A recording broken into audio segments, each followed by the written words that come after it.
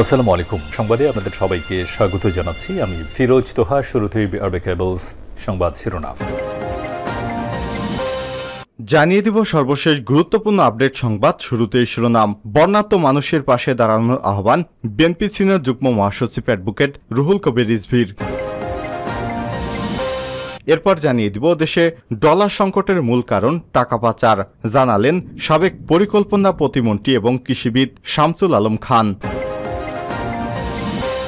এদিকে ধরলা এবং তিস্তার পানি বিপদ সীমার উপরে, আতঙ্কে তীরবর্তী মানুষ। কুড়িগ্রামে তিস্তা, দুধকুমার, ব্রহ্মপুত্র, ধরলা সহ 16 নদীর পানি বেড়েই চলেছে।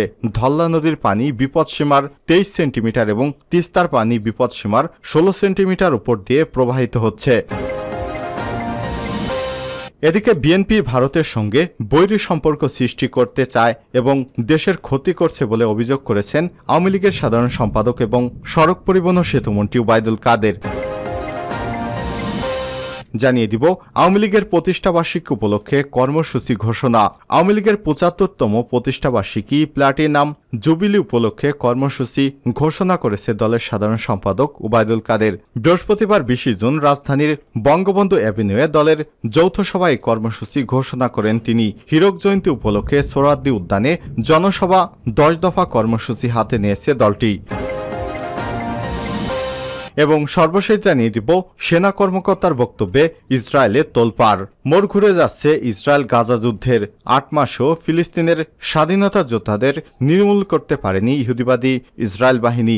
যুদ্ধ যা এখন মরীচিকায় হয়ে উঠেছে বেনজামিন নেতানিয়াহু ইহুদিবাদী সরকারের। ক্রমাগত সমালোচনার জেরে ভেঙে দিতে হয়েছে যুদ্ধ চলাকালীন মন্ত্রিসভাও। এবার ইসরায়েলের শীর্ষ একজন সামরিক কর্মকর্তার বক্তব্যে দেশটিতে হইচই পড়ে গেছে। পরে তড়িঘড়ি করে ওই বক্তব্যের ব্যাখ্যাও দিয়েছেন ইসরায়েলের সরকার। এ বিষয়ে গুরুত্বপূর্ণ সংবাদ থাকবে বন্ধুরা। সম্পূর্ণ সংবাদটি জানতে ভিডিওটি না টেনে দেখতে থাকুন। এতক্ষণ শুনছিলেন সংবাদ শিরোনাম, এবার বিস্তারিত। তবে তার আগে বন্ধুরা, আপনি কোন স্থান থেকে আমাদের সংবাদটি দেখছেন কমেন্ট করে জানিয়ে দিন এই সংবাদ সম্পর্কে আপনার মূল্যবান মতামত। প্রিয় দর্শক, আপনি যদি আমাদের চ্যানেলে নতুন হয়ে থাকেন, ভিডিওটি দেখতে দেখতে চ্যানেলটি সাবস্ক্রাইব করে রাখুন, যাতে করে আমাদের লেটেস্ট আপডেট সংবাদগুলো সবার আগে আপনার কাছে পৌঁছে যায়। এবারে বিস্তারিত। বন্যার্ত মানুষের পাশে দাঁড়ানোর আহ্বান রিজভীর। বন্যার্ত মানুষের পাশে দাঁড়ানোর আহ্বান জানিয়েছেন বিএনপি সিনিয়র যুগ্ম মহাসচিব রুহুল কবির রিজভী। তিনি বলেন, বাংলাদেশকে দখল করে নিয়েছে সিন্ডিকেট বাজেরা। নৈরাজ্যের কালো ছায়া যেন সারা বাংলাদেশেই ঢেকে ফেলেছে।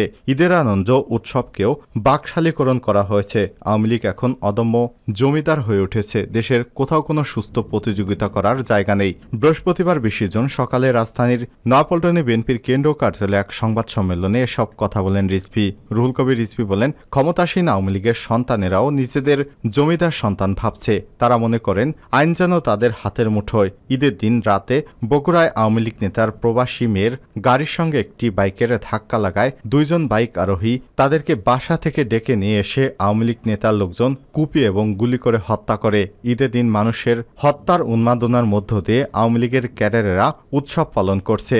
এ সময় তিনি বলেন, বন্যা পরিস্থিতি প্রসঙ্গে বৃহত্তর সিলেট অঞ্চলে যেন বন্যা এবং ধস সমর্থক হয়ে উঠেছে। পাহাড়ি ঢল এবং মেঘভাঙা বৃষ্টিপাতে সিলেট, সুনামগঞ্জ এবং মৌলভীবাজার অঞ্চলে বন্যা ধ্বংসের তাণ্ডব চালাচ্ছে। বহু মানুষ বসতবাড়ি, ক্ষেতখামার প্রচণ্ড ক্ষতির সম্মুখীন হয়েছে। তলিয়ে গেছে হাসপাতাল, শিক্ষা প্রতিষ্ঠান, অফিস কাছারি, ভেসে গেছে পুকুরের মাছ এবং ক্ষেতের ফসল। প্রতিবছর বারবার বন্যায় ব্যাপক ক্ষয়ক্ষতি সহ তাণ্ডবে সরকারের উদাসীনতা বিস্ময়কর। দেশের ভেতরে সৃষ্টি এবং উজানের ঢলের পানিতে দিশেহারা মানুষ কোথাও নিরাপদে আশ্রয় নিতে পারছে না। ঘরের ভেতর উঁচু মাচা করার পরেও টিকতে পারছে না সাধারণ মানুষ। এ সময় তিনি বলেন, উত্তর পূর্বাঞ্চলে রংপুর, ময়মনসিংহ বিভাগের অবস্থাও মারাত্মক। উজানের প্রবল ঢলে সিলেট এবং রংপুর বিভাগের নদীগুলো উপচে দুই পাশে প্রবল বন্যা সৃষ্টি করেছে। লাখ লাখ মানুষ পানিবন্দী হয়ে পড়েছে। বিশেষজ্ঞদের অভিমত, সিলেটের হাওর উন্নয়নের নামে চলছে অপরিকল্পিত কর্মকাণ্ড। নদীতে বাদ দিয়ে স্বাভাবিক গতি প্রকৃতি বাধাগ্রস্ত করার কারণে এই বন্যার প্রকোপ সৃষ্টি হতে পারে। একই অঞ্চলে প্রতিবছর বন্যা হওয়ার পরেও আর্লি ওয়ার্নিং সিস্টেম গড়ে তুলতে সক্ষম হয়নি সরকার। রুহুল কবির রিজভী বলেন, মানুষকে সীমাহীন দুর্ভোগের মধ্যে ঠেলে দেয়া যে সরকারের কর্মসূচি, সে সরকারের দ্বারা একটি জাতির সর্বাঙ্গীন উন্নতি লাভ করা কখনোই সম্ভব নয়। আজ ডামি সরকারের লুটেরা নীতির জন্যই ভুক্তভোগী জনগণের সমস্যা সৃষ্টি হয়েছে, কিন্তু সরকার জনগণকে এই দুর্ভোগের মধ্যেও ঠেলে দিয়েছে। সংবাদ সম্মেলনে উপস্থিত ছিলেন বিএনপির যুগ্ম মহাসচিব হাবিবুন্নবী খান সোহেল, সৈয়দ ইমরান সালেহ প্রিন্স, স্বেচ্ছাসেবক বিষয়ক সম্পাদক মীর শরাফত আলী সপু, অর্থনৈতিক বিষয়ক সম্পাদক মাহমুদুর রহমান সুমন, নির্বাহী কমিটির সদস্য তারিকুল আলম তেনজিং প্রমুখ। ডলার সংকটের মূল কারণ টাকা পাচার। সাবেক পরিকল্পনা প্রতিমন্ত্রী এবং কৃষিবিদ শামসুল আলম খান বলেছেন, দেশের বর্তমানে ডলার সংকটের মূল কারণ দেশ থেকে টাকা পাচার। বছরে ৮১ থেকে ৯২ হাজার কোটি টাকা পাচার করা হয়। টাকা পাচার থেকে ডলার সংকটের শুরু, তাই জরুরি ভিত্তিতে এটি রোধ করার পদক্ষেপ নিতে হবে। বৃহস্পতিবার ২০ জুন রাজধানীর ফার্মগেটে বাংলাদেশ কৃষি গবেষণা কাউন্সিল BSRC মিলনায়তনে বৈশ্বিক প্রেক্ষাপটে বাংলাদেশের অর্থনীতি, প্রবৃদ্ধি, মূল্যস্ফীতি, খাদ্য এবং পুষ্টি শীর্ষক আলোচনা সভায় তিনি সব মন্তব্য করেন। অনুষ্ঠানে অর্থমন্ত্রী আবুল হাসান মাহমুদ আলী, বাণিজ্য প্রতিমন্ত্রী হাসানুল হক টিটু ছাড়াও সরকারের বিভিন্ন উচ্চপদস্থ কর্মকর্তা উপস্থিত ছিলেন। সাবেক পরিকল্পনা প্রতিমন্ত্রী বলেন, ঋণের ২২% ঝুঁকিপূর্ণ হয়, ব্যাংকের খরচ বেড়ে যাচ্ছে, এর হ্রাস টানতেই হবে। ব্যাংক কমিশন করলে ভালো না হলে অন্তত বিশেষজ্ঞ অর্থনীতিবিদদের দিয়ে শক্তিশালী একটা কমিটি করা উচিত। অষ্টম পঞ্চবার্ষিক পরিকল্পনায় ৮,৭৮,০০০ কোটি টাকা হওয়ার কথা এডিপি। বলা হয়েছে ২,৬৫,০০০ কোটি টাকা। বাজেটে ধনীদের করহার বাড়ানো, সংসদ সদস্যদের গাড়ি আমদানি করমুক্ত সুবিধা প্রত্যাহারের মতো প্রস্তাব সাহসী পদক্ষেপ। ভোগ্যপণ্যের সরবরাহ পর্যায়ে উৎসের কর ১% কমানো মূল্যস্ফীতি কমাতে ভূমিকা রাখবে বলে মনে করেন সাবেক পরিকল্পনা প্রতিমন্ত্রী। তিনি বলেন, কিছু পণ্যের দাম কমছে, বাজেটের পর দাম বাড়েনি। মে পর্যন্ত ১১ মাসে প্রবাসী আয় ২ বিলিয়ন বেড়েছে। বৈদেশিক মুদ্রার বিনিময় হার স্থিতিশীল রয়েছে। অফশোর ব্যাংকের মাধ্যমে ৮.৫ সুদে বিদেশি মুদ্রার আমানত আসবে বলে আশা করছি। ধল্লা তিস্তার পানি বিপদসীমার উপরে, আতঙ্কে তীরবাসী। কুড়িগ্রামে তিস্তা, দুধকুমার, ব্রহ্মপুত্র এবং ধল্লাসহ ১৬ নদীর পানি বেড়েছে। ধল্লা নদীর পানি বিপদসীমার ২৩ সেন্টিমিটার এবং তিস্তার পানি বিপদসীমার ১৬ সেন্টিমিটার উপর দিয়ে প্রবাহিত হচ্ছে। বৃহস্পতিবার ২০ জুন সকালে কুড়িগ্রাম পানি উন্নয়ন বোর্ড সূত্র জানায়, ধল্লার পানি তালুক শিমুলবাড়ি পয়েন্টে ২৩ সেন্টিমিটার এবং তিস্তা নদীর পানি কাউনিয়া পয়েন্টে ১৬ সেন্টিমিটার বিপদসীমার উপর দিয়ে বয়ে যাচ্ছে।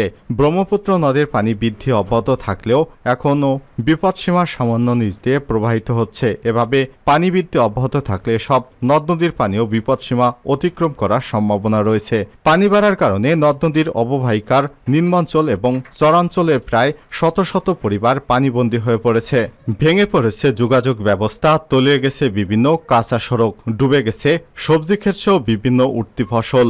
সদরের ঘোগাদা ইউনিয়নের বাসিন্দা সাইফুল আলম ইসলাম বলেছেন, কয়েকদিন থেকে পানি বাড়ার কারণে আমাদের এখানে নদী ভাঙ্গন শুরু হয়েছে।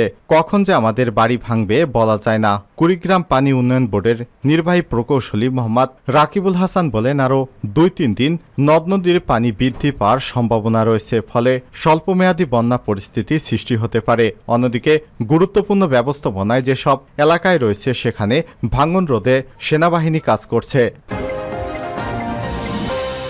বিএনপি ভারতের সঙ্গে বৈরী সম্পর্ক সৃষ্টি করে দেশের ক্ষতি করছে বলে অভিযোগ করেছেন আওয়ামী লীগের সাধারণ সম্পাদক ওবায়দুল কাদের। আজ বৃহস্পতিবার ২০ জুন রাজধানী বঙ্গবন্ধু এভিনিউতে আওয়ামী লীগের কেন্দ্রীয় কার্যালয়ে এক যৌথ সভায় সব কথা বলেন তিনি। ওবায়দুল কাদের বলেন, আমরা ভারতের সঙ্গে গুরুত্বপূর্ণ, ভারসাম্যপূর্ণ, সম্মানজনক সম্পর্ক চাই। সব সমস্যা আলোচনার টেবিলে সমাধান করব।